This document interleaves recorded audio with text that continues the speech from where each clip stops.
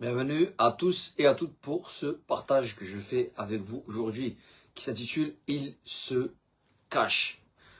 Dans le monde que nous voyons aujourd'hui, il est essentiel, je dirais presque normal, de se montrer, de se mettre en avant, de se clamer pour que nous puissions être suivis. Presque dans un sens, dire « Hey, moi je suis là, tu regardes que moi maintenant, c'est moi qui vais te montrer. » C'est moi qui vais te conduire, c'est moi qui vais te dicter. Dans un monde où presque on veut nous inculquer des choses et on attend en retour qu'il y ait quelque chose. Et on a cette habitude, je dirais arbitraire, de suivre, mais en faveur de quelqu'un qui se montre. C'est un monde réellement de paraître, un monde tu me donnes, je te donne. Il y a ce côté individualiste qui s'est développé dans notre société. Et en même temps, c'est une société qui est vraiment tu me suis, je gagne, et voilà. C'est réellement du profit. Société de profit, société où on fait les choses par intérêt.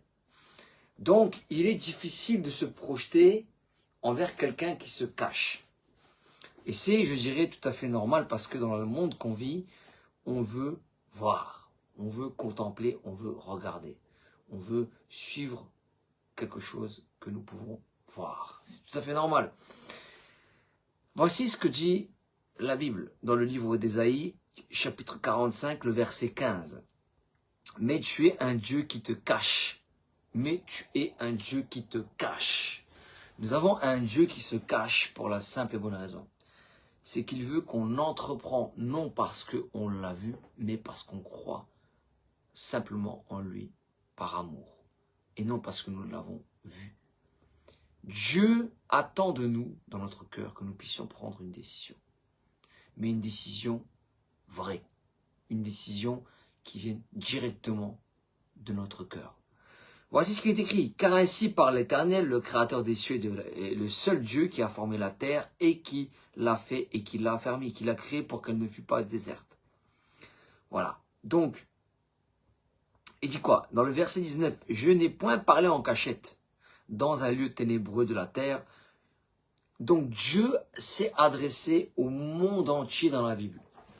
Il s'est révélé, il n'a pas parlé en cachette par contre. Mais en ce qui concerne le fait de le voir, évidemment, la malédiction du péché nous a coupé de sa présence, nous a coupé de cette relation que nous avions autrefois avec lui dans le jardin d'Éden. Ce qui fait qu'aujourd'hui, il nous a laissé un message. Il ne s'est pas caché au travers de son message. Et il veut se révéler à nous pour que nous puissions le découvrir. Voici ce qui est écrit dans le verset 22. « Tournez-vous vers moi et vous serez sauvés, vous tous qui êtes aux extrémités de la terre, car je suis Dieu. Il n'y en a point d'autre. » Voilà. Donc, la vérité sort de ma bouche et ma parole ne sera point réprouvée. Tout genou fléchira devant moi, toute langue jugera par moi. Voilà. Car l'Éternel seul, me dira-t-on, réside la justice et la force. À lui viendront pour être confondus tous ceux qui étaient irrités contre lui. À l'Éternel seront justifiés et glorifiés tous ceux qui l'accepteront, y compris Israël. Donc nous avons un Dieu qui se révèle jusqu'aux extrémités de la terre dans son message. Vous savez, Dieu ne veut pas que nous puissions prendre une décision parce qu'on l'a vu. Jésus a dit, heureux ceux qui n'ont pas vu mais qui ont cru. Voilà. Donc, Dieu veut se révéler parce que dans ton cœur, il s'est passé une rencontre avec lui. Dans ton cœur, il y a réellement cette action de désir de le connaître, de vouloir t'abandonner à lui, pour qu'il puisse se révéler dans ta vie et que réellement il puisse prendre le contrôle et te diriger vers lui jusque dans l'éternité au paradis. Dieu veut le meilleur pour chaque être humain aux extrémités de la terre. Il se révèle à qui le veut. Je le répète, il se révèle à qui le veut. Auditeur, auditrice, tu veux que Dieu se révèle à toi, mais tu cherches à le voir. N'attends pas une apparition, n'attends pas un miracle. Simplement par la foi dans ton cœur. Tu as entendu parler de lui. Tu doutes, mais tu sais qu'au fond de toi, tu n'es pas parfait. Tu ne pourras pas réellement entrer pleinement avec lui, etc. Tu doutes en toi. j'aimerais te dire, enlève ce doute qui a pu être dans ton cœur jusqu'à présent. Et prends cette initiative, auditeur, auditrice. Tu es peut-être là sur Internet, tu vois cette vidéo, tu penses que c'est le hasard. Ce n'est pas le fruit du hasard, c'est Dieu qui a voulu, qui a déterminé. Pour que tu puisses prendre cette décision. Voici ce qui est écrit. Vous êtes avec lui aujourd'hui, si vous le souhaitez. Si réellement vous ouvrez votre cœur à Dieu. Tournez-vous vers moi. Je suis le seul Dieu juste et qui sauve. Il n'y a point d'autre Dieu que moi. Tournez-vous vers moi et vous serez sauvés. Ça, c'est le verset 22 du chapitre 45 d'Ésaïe. Car je suis Dieu, il n'y en a point d'autre. Je le jure par moi-même, la vérité sort de ma bouche et ma parole ne sera point révoquée. La parole de Dieu, Jésus-Christ, se révèle dans l'Évangile. Dans le livre d'Apocalypse, chapitre 1, nous lisons que, à un moment donné, à partir de 13-14, nous lisons que Jésus-Christ a dit, évidemment, qu'il se révèle à l'humanité en même temps. Il dit à celui qui nous aime, Jésus-Christ, qui nous a délivrés de nos péchés par son sang. C'est la révélation que Jésus se révèle à toi aujourd'hui. Si tu veux vraiment ouvrir ton cœur, si tu veux vraiment le laisser entrer dans ta vie, je répète, est-ce que tu veux le laisser entrer, ce Dieu créateur, dans ta vie, au travers de sa parole? Jésus-Christ est la parole de Dieu. Son nom est la parole de Dieu. Apocalypse 19, 13, son nom est la parole de Dieu. Jésus-Christ est cette parole qui est la vérité. Cette parole dont mentionne le prophète Ésaïe, chapitre 45, en disant ceci. La vérité sort de ma bouche et ma parole ne sera point révoquée. Ça, c'est le verset 23 dans le chapitre 45 d'Ésaïe. Sa parole ne sera pas révoquée. Sa parole est la vérité, elle sort de la bouche de Dieu.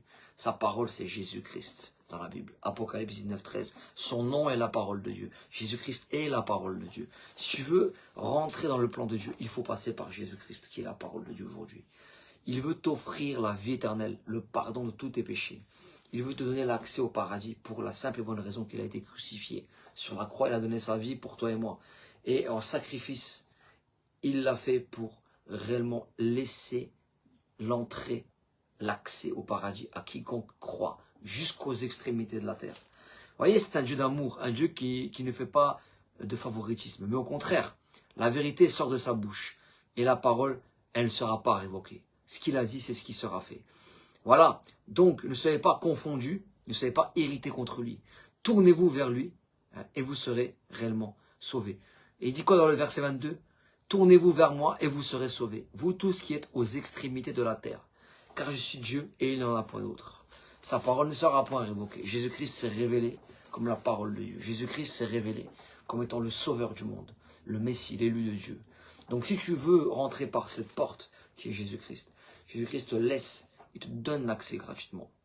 Vous avez reçu maintenant l'opportunité, auditeur, auditrice, d'entrer gratuitement au paradis par l'intermédiaire de Jésus. Pas par mon intermédiaire, ou pas par l'intermédiaire de Pierre, Paul, Jacques, mais par l'intermédiaire du Messie et de l'élu Jésus-Christ, que Dieu a désigné comme étant le sauveur du monde, le Messie, l'élu.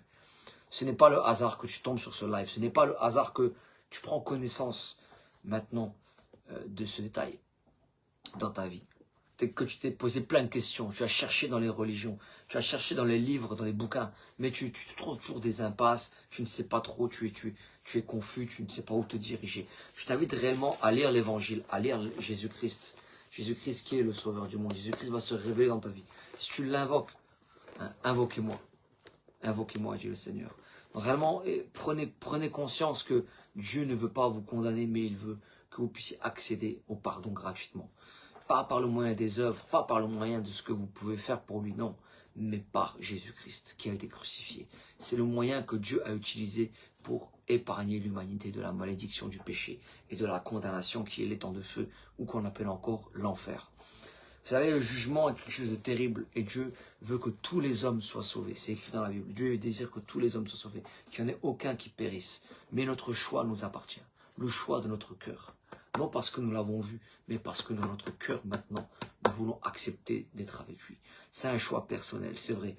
Alors tu te dis peut-être, je ne suis pas assez bien pour cela. Peut-être je dois encore faire des efforts, je dois encore faire certaines choses pour Dieu pour pouvoir être accepté. Laisse-moi te dire qu'aucune chose, ni même aucun effort ne pourra t'accéder les faveurs de Dieu pour le paradis. Donc, il n'y a que Jésus-Christ que Dieu a offert par le moyen de son sacrifice à la croix, qui peut te laisser entrer au paradis. Jésus-Christ a dit, c'est celui qui croira et qui sera baptisé en mon nom, qui aura cru en mon sacrifice sur la croix, que je suis le Sauveur, que je suis le Messie, et qui sera baptisé en mon nom, qui sera sauvé. Marc 16, celui qui ne croira pas, la Bible dit, Jésus l'a dit, celui qui ne croira pas, il sera condamné. Jésus-Christ est la parole de Dieu. Il ne veut pas que l'humanité soit condamnée. Dieu ne veut pas que l'humanité soit condamnée, bien aimé. Dieu ne veut pas que toi, tu puisses juste suivre la tradition de tes pères, parce que c'est eux comme ça qui ont suivi, toi tu dois suivre aussi. Non, Dieu veut que tu suives sa parole. Dieu veut que tu te soumettes à sa volonté et à sa parole. Pourquoi Dieu veut t'offrir cette opportunité gratuitement par amour? Parce qu'à la croix, Jésus a manifesté l'amour de Dieu, le sacrifice ultime pour toi. Donc, prends conscience que Dieu n'est pas un Dieu qui te condamne, mais un Dieu qui veut le meilleur pour toi, qui veut que tu puisses entrer et être béni dans ta vie. Voilà, je remercie réellement ceux qui auront regardé ce live et je vous invite vraiment à prendre conscience que le temps est court sur cette terre et qu'il faut prendre une décision maintenant avec Dieu au travers de Jésus-Christ qui est le Sauveur du monde. Je vous remercie beaucoup et je vous dis à bientôt pour un prochain partage. Salut tout le monde, ciao ciao.